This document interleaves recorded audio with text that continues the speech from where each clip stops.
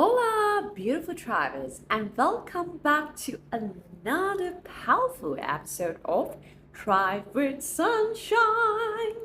I am your host, Sunshine Eileen Davy, and this sacred space is for those of us who are ready to rise, to heal, and most of all, to let go, and to thrive with zero threshold.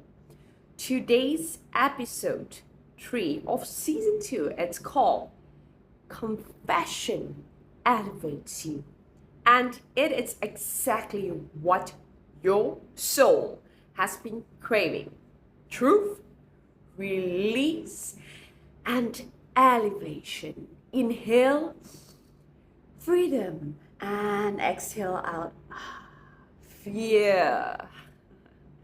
You are safe here and you are seen here. And by the end of the episode, a burden will lift. Let's begin. Confession. What is confession? A word that shakes us, a word that frees us, not just a religious ritual, not just a quiet whisper in a dark booth. Confession is a spiritual act, a soul revolution, a sacred fire starter. It is when you finally learn to speak your truth that's been caged inside your chest. It is when the mask falls and your soul says, "Here I am." I want to say this loud and clear. Confession is not weakness, it is divine strength. It takes courage to say, "I'm sorry. This is what I did. This is what happened. This is what I feel. It's not easy, but oh God, it is necessary." I remember a time I held something in for years, a deep truth. I was ashamed of it. It poisoned my thoughts. It lived in my body as anxiety, sleeplessness, self-hate. And the day I say it out loud, it was like my soul took its first breath again. I wept, I collapsed, but I rose stronger than ever because the confession that I make, it did not destroy me. Instead, it resurrected me. So that if you try this too with yourself, you can be resurrected too. You are only as sick as your secrets. Let that sink in. Secrets festers. Truth liberates, and confession elevates. Here is my confession story. I was pregnant at 17. Believe it or not, I was a very active teenager. I loved sports and was always on the go. But something unusual started happening. My stomach began to grow. And I could not explain why. I had none of the typical signs of pregnancy, like dizziness or vomiting.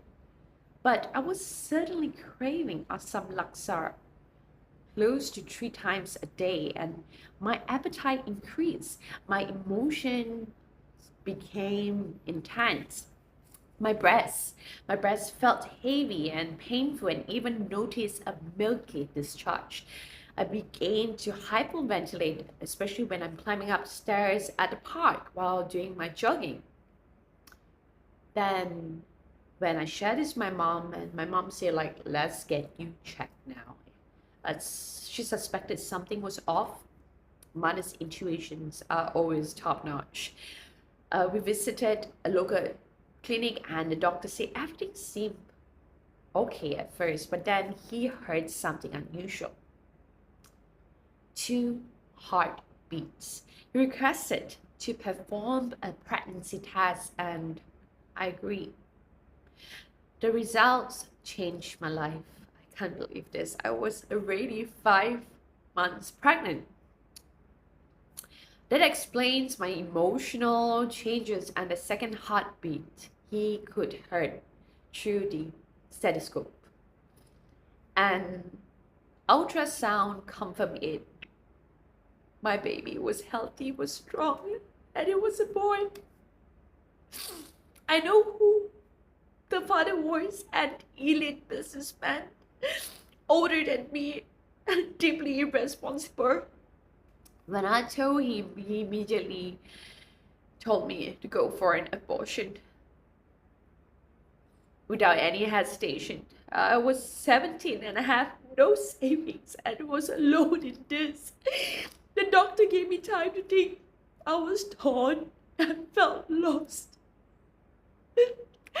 When my father found out, he took me to a gynecologist in Ipoh, known for performing such procedures professionally. The specialist warned me, your baby is over 5 months. Oh, this is not an abortion, it's an inducement. There is a 50% chance your life could be in danger. The risk is that both of you might not survive. I was devastated. I cried out to God, begging for strength. After a night of prayer with a heavy heart, I signed the consent form. The operation lasted over 6 hours. I was given morphine and anesthesia. They had to cut the edge of my vaginal wall to extract my baby boy. The pain was not just physical. It was emotional, spiritual. I felt like a murderer. For years, I lived in guilt, haunted by what had happened. I often imagined my baby boy, he would be 20 years old today. But in the depths of my shame and sorrow, God whispered to my heart, it's not your fault. I forgive you. Through God's grace, I found healing. He gave me a new heart, a revived soul. I've learned to accept my past, to forgive myself, and to never repeat the same mistake. My life became a testimony of redemption. So to anyone who's carrying the weight of guilt and shame, please know this. Do not be worn down by your sins. Instead, surrender to God. Surrender all them to God. He will transform your heart and breathe life into your soul. We are all human. We are all human and we all make mistakes. But through God's mercy, we rise, we heal, and we live again. Thank you for listening to my confession story, and it's time for you to do the same and confess your greatest lies, deception, or secrets. It would make you feel so much better, and this is your chance, giving yourself, your mind, your body, and your spirit to thrive and trust in God and to heal most of all.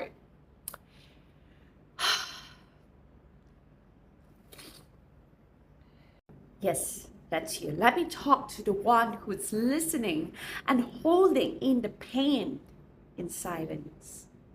Maybe it's a secret, or maybe your past, or maybe it's a hidden addiction. Maybe it's something you did or something you done to you or someone else that you have never said out loud. It's okay. I see you. I honor you. And I want to tell you, you don't have to carry it anymore. Silence, it's a heavy, heavy stone. And it sinks as slowly. That's why people with the brightest smile sometimes cry the loudest behind closed doors. Because they never had a safe space to confess. But this podcast, that's right, this podcast, this moment here with me right now, it is your safe space. You don't need an audience. You just need your honesty. Your body holds your secrets, your pain in your chest, the knocks in your stomach, the constant fatigue. It's not always physical. It's emotional weight you have not released yet. So it's time for you to speak it, let it out, extract it out. Even if it's only to the mirror, look into the mirror, or even though this works for me, it's written in a letter, you will burn. Even if it is a whisper, truth hears in the dark. Truth is your medicine. Confession is your alchemy. And from that alchemy, you will rise like a phoenix. The only place that I felt that I can always be real and confess to myself is when I'm on my knees alone with God and I speak to Him my truth, how I feel, how I could relate. Why do I feel this way? So here are 3 powerful journal tips that I'm going to share with you how to prompt to begin your confession. Number 1, what truth am I afraid to say out loud? What would happen if I finally release it? Who do I need to forgive? Perhaps including myself. Start your journal. Now, I want to offer you these soul affirmations. Let them wash over you like a pouring rain and repeat them if you feel led. I am not my shame. I am my truth. I release the lies. I rise in honesty. Confession is my path to elevation. You see, when we release what we've been hiding, we make room for what we have been praying for. You just did something incredibly powerful for your higher self. You just make space for your soul to accept it, to breathe once again its own consciousness. Remember, what you confess cannot control you anymore. You are not broken. You are becoming. And this was your elevation.